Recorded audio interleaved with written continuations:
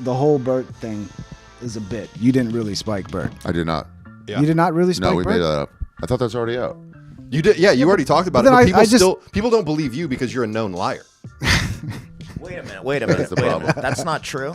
Today, we're going to be talking about Ari Shaffir now denying that he drugged Bert Kreischer nearly 5 years ago and that, in fact, it was all just a collaborative lie. Wait a minute, you motherfucker. We've hung out and you're telling me how you spiked him. You lied to me? Listen, buddy, once I get a troll going, I lose myself in it. You played it so all the way into our friendship, and I don't give a fuck either way. Now's a good time to remind you to comment, like, and subscribe. It all helps the algorithm. I'd like to also thank the executive producer of today's episode, Christopher Hart. Without Christopher's Big Baller support, I would be making moonshine in my toilet and selling it to high schoolers loitering in front of a 7-Eleven. But because of Christopher Hart and his Big Baller support, I don't have to do that.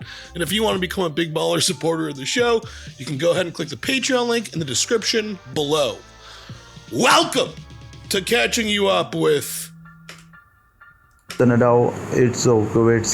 So for those that don't remember, nearly 5 years ago, Ari Shaffir went over to Bert Kreischer's house to record an episode of Bertcast, and allegedly, before they started filming, Ari slipped some Molly into Bert's drink, and he slowly started realizing it throughout the podcast, maybe freaked out a little bit, but ultimately they decided to not release the episode, and the entire community/world was like, what the fuck, Ari? But for the people that were like, Jesus, fucking grow up, is like, sure, drugs are cool when they're on your terms. But when that happened, a lot of Bert Kreischer's appearances on other podcasts, they talked about the drugging. How sick of talking about that are you? No, I just started talking about it on stage. Given that Theo is in a 12-step program, and a big part of that program is acceptance and forgiveness, do you think that you would ever forgive Ari Shaffir? And this was, I think, roughly around the same time, or a little bit after. This was probably the same year. Hold on. When did Kobe Bryant die? January 26, 2020. So this happened the same year that Ari had his Kobe Bryant tweets go viral and people tried canceling him. Because for those of you that don't know, Ari Shaffir used to have this bit where whenever a celebrity died, he would tweet out something terrible about them. And I'm not gonna lie, he was so quick on a lot of those that sometimes I found out when celebrities died through Ari's tweets. I think that's how I found out Betty White died. And for those that knew it was a bit, they were like, oh, Ari. But for those that didn't know Ari, they were like, hey, what the fuck, dude? But anyways, back to the drugging. They did Sober October that year, which is when Joe Rogan, Tom Segura, Bert Kreischer, and Ari Shaffir all participate and are sober for the month of October while doing some sort of physical challenge. Let's start with Ari slipping me Molly. What? Let's start there. You slipped him on? Yeah. Dude, what are you doing? What are you doing? How much? It's enough. We had a shot before we started. I had to empty out a capsule and fucking put it into a shot. Are you out of your mind? Are you out of your mind? Yeah. Yeah. They're making me go on this fucking stupid shit. Yeah, Joe, what kind of sociopath are we friends with? He did it to punish me. Because I have to be sober. You don't give up Molly. You don't think it's fucking crazy that you would do that? A bit. Yeah, you're not doing it to like your fucking college roommate. Did you even get the Molly tested? Like, where are you buying this Molly? No, I've done it from my favorite Molly dealer. It's and great you just Molly. spiked it's his great. drink? Yeah. High blood pressure, high cholesterol. Emptied out 3 guys. You're all talking I would about want what to ifs. kill you. Yeah, I would fucking want to kill you. He wanted to for about 10 minutes until the Molly kicked in, and then he was fine. And I don't think Ari would be alive today if he did that to Tom or Joe. But I do think that part of his intent was, this is going to be a blast. Bert's one of my best friends. Molly's not going to kill him. I'm going to give him Molly. We're going to get high. We're going to laugh. We're going to hang out all night. He didn't really calculate it. Like, he was like, I should have checked to see if his kids were in the other room. I should have checked to see if he had to make dinner or something. My wife was making dinner for both of us to have dinner with the girls. And he didn't check that I was flying that night. I was starting my tour that night. So there's a lot of things. And it's super regrettable because I still love Ari. We're still friends. We text all the time. We talk on the phone. But like, if my daughter sees me texting with Ari, she'll take my phone. She fucking Georgia hates Ari. Leanne hates Ari. So now this brings us back to the present. Ari Shaffir and Matt Edgar were a guest on the show Pink Trip on YouTube. Yeah, we talked about it, and I was talking about how much he'd love it. And then he was like, and then we just like, we plotted that out during that podcast. You did it so well because I really thought like Leanne, right?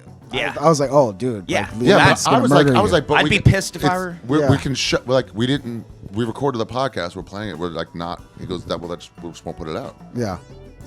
And that was a genius move on Bert's part. Because then people are like, release the pod. Yeah. There's no pod. It's just us talking about it. But then as you look at some clips of Bert talking about it, it's like, I don't think that was a bit. It wasn't super funny to me when it happened. Like, it wasn't like you'd expect, a comedian to be like, dude, that was fucking crazy, right? No. So Correction. upset. And it's the same reason why I don't think that 9/11 was an inside job, is because so many people would have had to have been involved that at some point something would have leaked. Maybe just drunk at a bar being like, hey man, remember 9/11?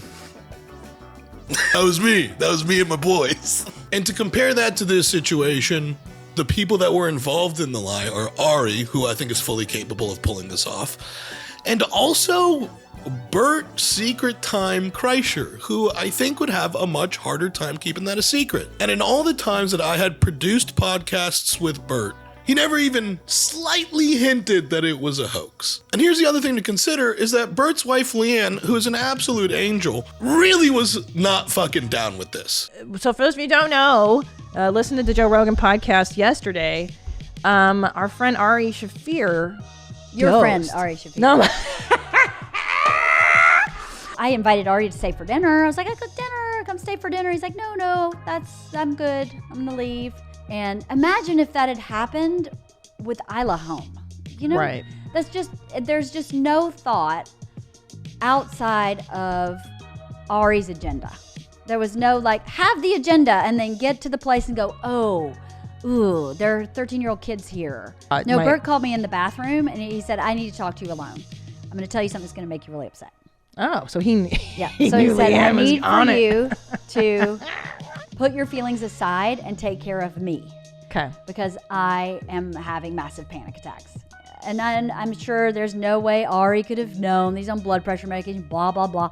But no one does that. Who does that? I know. It's like very date rapey. You can see she is genuinely mad. And let me tell you, Leanne had the same vibes off camera as well, which is what makes this point that Ari brought up on the Pink Trip podcast that much funnier. Was Leanne not in on the bit? Was she not? Did she not know? It's a while ago, so I'm trying to remember if it was like he just told her and then she got mad and then like let it go. No way. I think she must have been in on it. I got to give credit to Bert too, because Bert sold the fuck out of it as well. He's a good actor. I mean, he seemed really upset with Ari about it. It's actually kind of a genius tactic. He's like, oh yeah, it just happened so long ago. I don't it was a coordinated lie, but it was like 5 years ago. So it's like I don't remember some of the details. And if she wasn't in on it, but Bert was, you're telling me that Bert was down to lie to his wife over this bit? I don't see that happening. I don't think he's capable of that. I could be wrong. And the reputation that Ari developed of drugging people then carried on to other podcasts that he was on, because as much as I disagree with drugging or dosing someone, it did lead to this historic moment on Legion of Skanks podcast. So Ari Shaffir, about a year ago, dosed Bert Kreischer with Molly at his house, and it was a whole thing. Their friendship behind the scenes was legitimately in question, real issues for a while, right? Real issues with their friendship. Now, Bert was like, I had to go home to my kids. Yeah, dude. Not happy. Yeah. So I was like, fuck this, dude. Ari's been killing us. I knew he was going to win the election. I was like, I'm going to fucking dose Ari tonight. So this kid brought acid to the show. He was like, do you want acid? I was like, yeah, I want acid. So I had my employees, this is illegal to even say, I think, at this point. I gave it to my employee. I was like, make sure this gets in Ari Shaffir's beer. Okay, just put a tab of acid in his beer. Now, I fucked up and I told Shane, thinking that Shane, look, I get that he's on Team Ari, but at the same time, it's pretty goddamn funny to dose Ari Shaffir with acid on Legion of Skanks. Yeah. Let us just do it. All right. Let us do it. I assumed that Shane would just let it happen because that is the absolute funniest scenario. No. Well, I don't know. Shane goes and tells Ari, okay? So this all happens on camera. So you can go back and watch this episode. You see the moment where Big J gets up to do some little speech.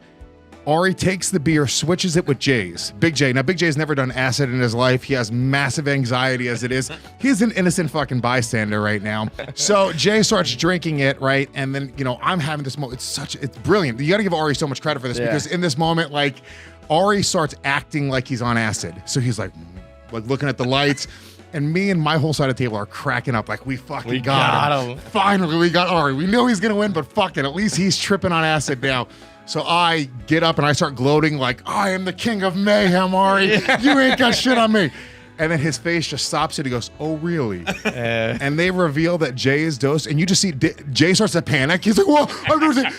Did the show ends with Jay? I mean, Jay leaves, trips for 26 hours, furious with all of his friends for 2 weeks straight. We question whether or not we're going to continue with Legion of Skanks. Boy, was that a fun show. At what expense? I mean, a pretty big one, I think. No one likes doing hardcore drugs unplanned. Like when you're in your 20s, you're like, yeah, sure, whatever. I got fucking 14 hours to dedicate to an acid trip. The older you get, the less time you have to devote to either doing drugs or recovering from drugs. And you're like, this is unsustainable. I don't have the time or the energy to keep up with this level of fun. So this is all like such a confusing dichotomy that exists inside of Ari, in that he can be a huge mega asshole, but at the root of everything, whenever anyone's dropping a special or is trying to sell tickets to a show, Ari is one of the first people to stand up and promote it. And if you've seen his special, the thing that I was actually incredibly impressed by was his credits afterwards, where he's just advertising all of his friends that helped out making his special and like, hey, you should hire this producer, you should hire this director, you should hire this editor, you should hire this set decorator.